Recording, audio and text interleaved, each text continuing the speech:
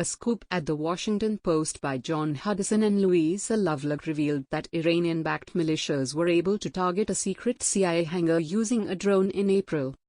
This attack hit a hangar in Erbil in the autonomous Kurdistan region. This is a major escalation and shows careful planning and complex know-how by the Iranian regime and its militias in Iraq. It means that Iran was able to transfer the drone itself to Iraq and gather the intelligence on the apparent location of this secret site, which is inside a known US facility, and precisely set the drone to strike it. This kind of kamikaze drone is similar to the technology Iran used to target Saudi Arabia's Abqaiq and similar to the kind of drones the Iran-backed Houthis used to attack Saudi Arabia and drones that Hamas unveiled in recent attempts to attack Israel. Iran has thus transferred its drone threats all over the region. The attack in Iraq is particularly interesting because US bases are supposed to have some sort of defenses against this known and rising threat. US CENTCOM head Kenneth McKenzie has warned for a year about the rising threats of drones in the region. He warned in March 2020, and again in February 2021. "We've spent billions of dollars in the Department of Defense on counter-drone systems. I'm concerned that we're still under grave threat from them. But I'm also encouraged to see that your command has been experimenting with so many new and more effective counter-drone systems," he told the US Senate in March 2020. The US has sent Patriot missiles, SRAM and other defenses to Iraq to stop ballistic missiles and rocket threats. The US Army has also acquired 2 Iron Dome batteries which can be used against drones, although this is not linked to the current threat in Iraq. The drone attack alarmed the US according to the report.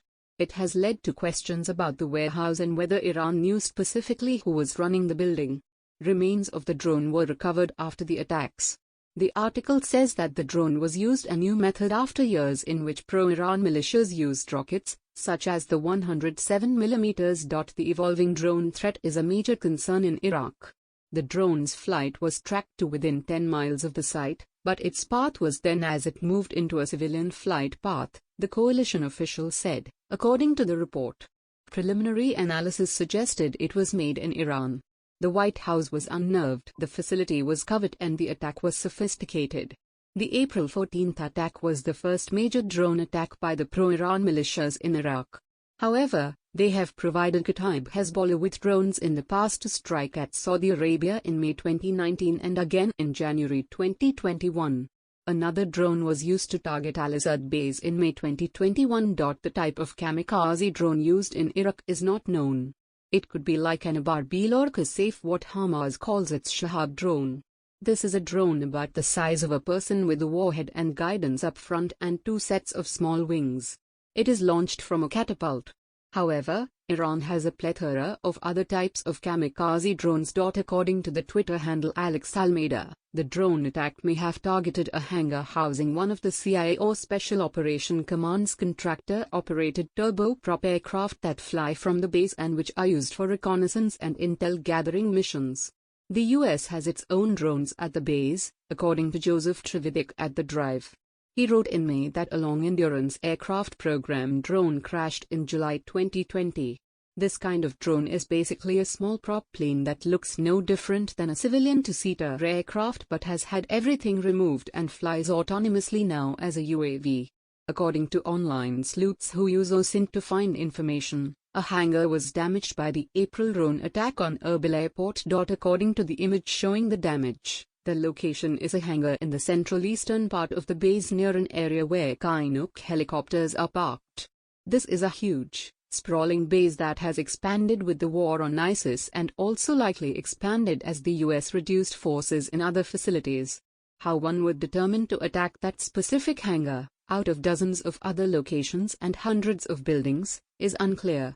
The particular complex is unique for having 4 buildings with red-colored roofs. If an Iranian-backed militia used a drone to target a hangar where drones fly from, this could be one of the few instances of drone versus drone combat, using drones to take out other drones. Targeting US drones in Iraq using Iranian drones may be a sort of new drone world order, so to speak, taking place in the Middle East, especially if Iran knew this hangar was used for surveillance drone that might one day be used against its own forces in Iraq.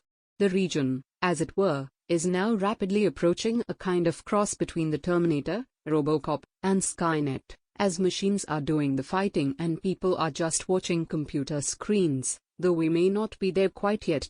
At the very least, the US needs to be concerned that Iran is collecting intelligence on its cover and secure sites, its hangars and other systems in Iraq, and that Iran's vastly expanding precision missile and drone technology could be used more in the future. The drones give Iran some plausible deniability because they can be launched by Iranian proxies. However, the gyroscopes and other systems on the drones link them to Iran, at least in the past. It should be noted that a drone mysteriously entered Israeli airspace on May 18 and was shot down by Israel. Prime Minister Benjamin Netanyahu later said it came from Syria or Iraq.